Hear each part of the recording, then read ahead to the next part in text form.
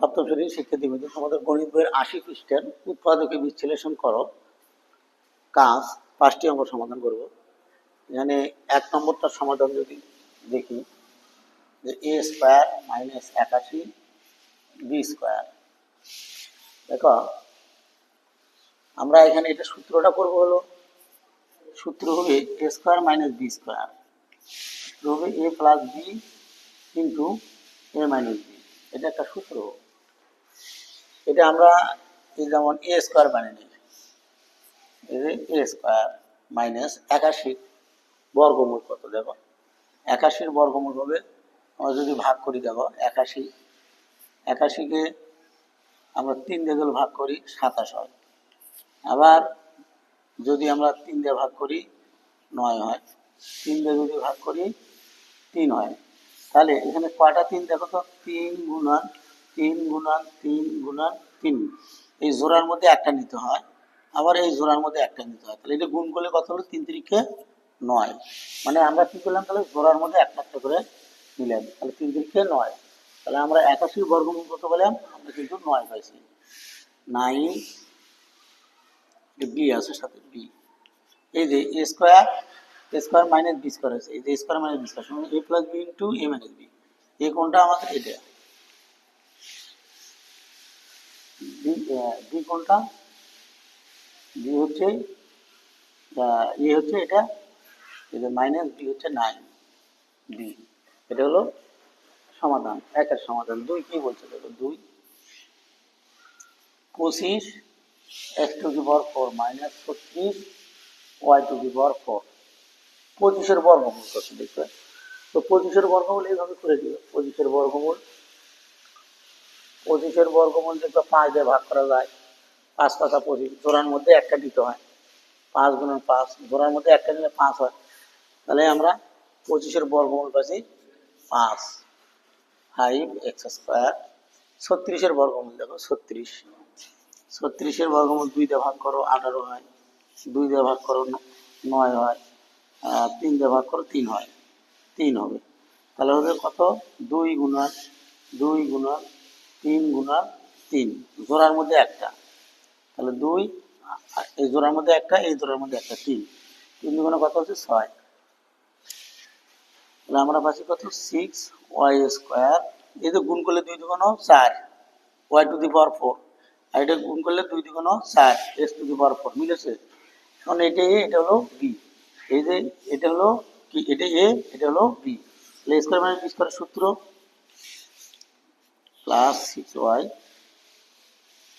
Square into 5x square minus 6y square. এটা হলো 2 এর অ্যান্সার। 3 কি বলছে? 3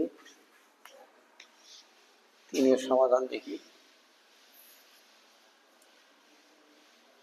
9x square minus 2x plus y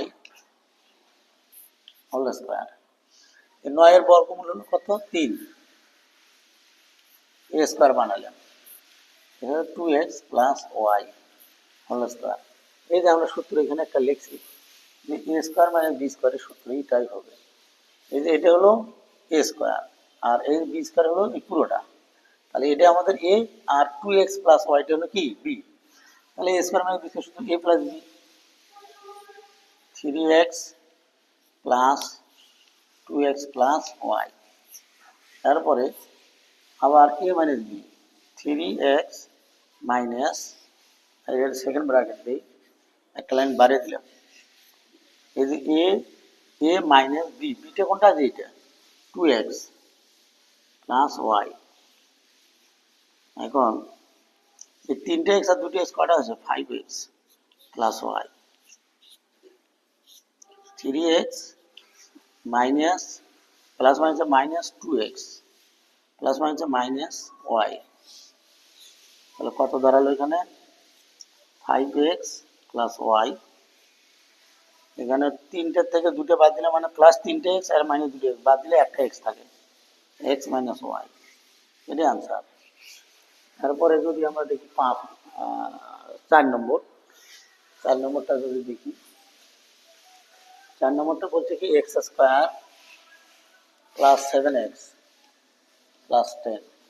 এই 10কে ভাঙাও, 10 ভাঙিয়ে 7 মিল করতে হবে, তাহলে 2 দিয়ে ভাগ করলে 5। দেখো 2 গুণন 5 কত হয়, 5 গুণন কিন্তু 10 হয়। আবার 2 যোগ যদি আমরা যদি দিই 5 কত হয়, 7 হয়। বুঝছে? তাহলে এটা মিডল ফ্যাক্টর, তাহলে x square plus 2x plus 5x plus 10। যদি আমরা কমন নেই, এক্স কমন নেই, এক্স প্লাস 2 প্লাস যদি আমরা 5 কমন নেই, এক্স প্লাস 5 দিয়ে 10 ভাগ করলে 2 হয়। উৎপাদকের বেলায় খেয়াল করবে, এইখানে যে প্রথম কমনে যেটা হবে শেষের কমন সেটা হতে হবে, না হলে ভুল হবে। তাহলে এই যে এক্স প্লাস টু দুটোর মধ্যে একটা নেই, এক্স প্লাস টু, আবার এক্স প্লাস 5 এটা। এখন 5 নম্বর কি বলছে, 5 নম্বর দেখো, 5 নম্বর এখানে দেওয়াই আছে, তুলি না। 30কে ভাঙাও, 30কে ভাঙলে কি কি পাওয়া যায়, 30 ভাঙলে আমরা কিন্তু